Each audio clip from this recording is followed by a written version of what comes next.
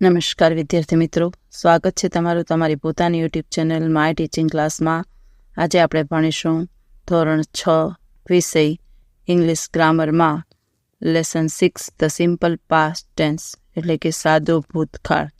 જો વિદ્યાર્થી મિત્રો, સાદો ભૂતકાળના રૂપો આપેલા છે, ટુ બી અને ટુ હેવના ભૂતકાળના રૂપો આપેલા છે, અને ટુ બીના વર્તમાન કાળના રૂપો એમ, ઇઝ અને આર છે, અને ટુ હેવના વર્તમાન કાળના રૂપો હેવ અને હેઝનો ઉપયોગ કરી આપણે શીખી ગયા છીએ.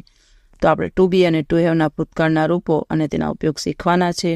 સાદો વર્તમાન કાળ, ટુ બી એક વચન અને બહુવચન આપેલું છે. એમ, ઇઝ તો એનું થાય આર, વોઝનું થાય વેર. હવે ટુ હેવ એક વચન અને બહુવચન, હેવ હેઝ તો એનું હેવ જ રહેશે, અને હેડનું હેવ હેઝનું હેડ થઈ જાય ભૂતકાળમાં, બરાબર. બહુવચનમાં હેવ જ રહીએ અને હેડનું હેડ જ રહીએ. ચાલો, ટુ બી વાક્ય રચના આપેલી છે, એમાં સાદો વર્તમાન કાળ અને સાદા ભૂતકાળના વાક્ય આપેલા છે. આઈ એમ એ ટીચર સાદો વર્તમાન કાળ છે, તો એનો જવાબ થશે આઈ વોઝ અ ટીચર. જે ક્રિયા થઈ ગઈ એને ભૂતકાળ કહેવાય. There is a bat in my hand તો વર્તમાન કાળ છે, તો લખો there was a bat in my hand તો ભૂતકાળ થઈ ગયું. ધોઝ આર માય ફ્રેન્ડ્સ તો ધોઝ વેર માય ફ્રેન્ડ્સ. હવે હેવ હેઝ વડે વાક્ય રચના આપેલી છે વિદ્યાર્થી મિત્રો, તમે જોઈ શકો છો.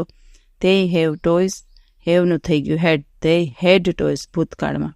શી હેઝ એ ડોલ, સાદા વર્તમાન કાળમાં હેઝ તો શી હેડ એ ડોલ ભૂતકાળમાં હેડ થઈ ગયું.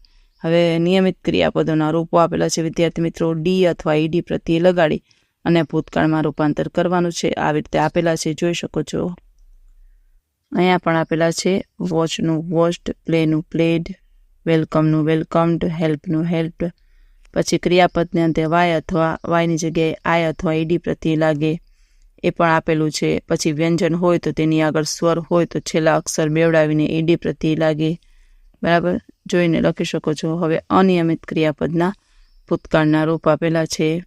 ગોનું વેન્ટ, સેનું સેટ, સ્ટેન્ડનું સ્ટૂડ, કમનું કેમ, ગીવનું ગેવ, ટેકનું ટુક, સીટનું સેટ, સ્વીમનું સ્વેમ, સીનું સો. જો આવી રીતે બધા તમે રૂપો વાંચી જાઓ ને તમારી નોટબુકમાં લખો એટલે તમને યાદ રહીએ. પછી ઉદાહરણ આપેલા છે. આઈ પ્લે ચેસ તો I played chess. Mona loves reading તો Mona loved reading. He goes home તો he went home. Sonu rings the bell તો Sonu rang the bell. She shuts the door, she shut the door. I drop the ball, I drop the બોલ.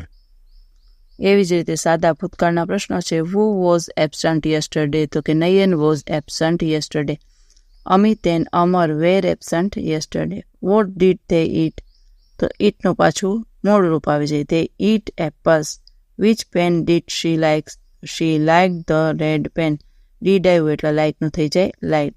વેર did you put the bag તો I put the bag on the table. When did Chetan go home તો લખો Chetan went home in the evening. How many balls did Amit drop તો લખો Amit dropped 3 balls. ચાલો વિદ્યાર્થી મિત્રો, આગળ લખીશું. એવી જ રીતે એક્સરસાઇઝ આપેલી છે. આપણે સાદા ભૂતકાળના રૂપો ક્રિયાપદોના જે આપેલા છે એના વડે ખાલી જગ્યા પૂરવાની છે. તો હું સીધા જવાબ પૂરું છું વિદ્યાર્થી મિત્રો.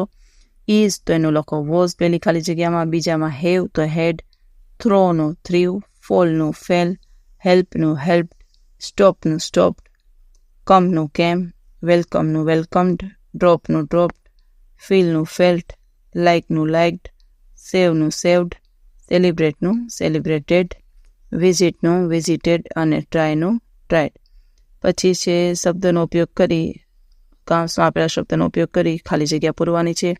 પહેલામાં ઇઝ અને વોઝ, બીજામાં ઇઝ અને વોઝ, ત્રીજામાં આર અને વેર, ચોથામાં આર અને વેર અને પાંચમામાં ઇઝ અને વોઝ. તમે લખી શકો છો જવાબ વિદ્યાર્થી મિત્રો. ત્રીજો પ્રશ્ન છે. સાદા ભૂતકાળમાં ફેરવીને લખો. ઉદાહરણ આપેલું છે. લતા ટેક્સ અ બલૂન તો લતા ટુક અ બલૂન. હવે પહેલાનો સીધો જવાબ બોલું છું. We celebrated Christmas. બીજામાં the teacher wrote on the blackboard. ત્રીજું મધર પ્રિપેર્ડ અ કેક. ચોથું the elephant swam in the river. પાંચમું the police arrested the dacoits. છઠ્ઠું વી પ્લાન્ટેડ શેપલિંગ્સ. સાતમું ધે ડેકોરેટેડ ધેર ક્લાસરૂમ. આઠમું કેતન ફેલ ડાઉન. નવમું છોટું looked at home. અને 10મું વી drank milk. ચાલો વિદ્યાર્થી મિત્રો, હવે કૌંસમાં આપેલા શબ્દોનો ઉપયોગ કરી પ્રશ્નોના જવાબ આપણે લખવાના છે. પહેલું, સુનિતા ઓપન્ડ ધ ડોર. બીજું, વાલિયા લૂટેડ ધ પીપલ. ત્રીજું, વાલ્મીકી રોડ ધ રામાયણ. ચોથું, મોટું એન્જોયડ સ્વિમિંગ. પાંચમું, છોટી ઓફર્ડ મોટું અ ફ્રૂટ ડિશ. છઠ્ઠું, they built their house last year. સાતમું, the girls bought apples. આઠમું, the pupils sang a prayer. નવમું, નારદ મુનિ advised Valia. 10મું, they watched a film last week.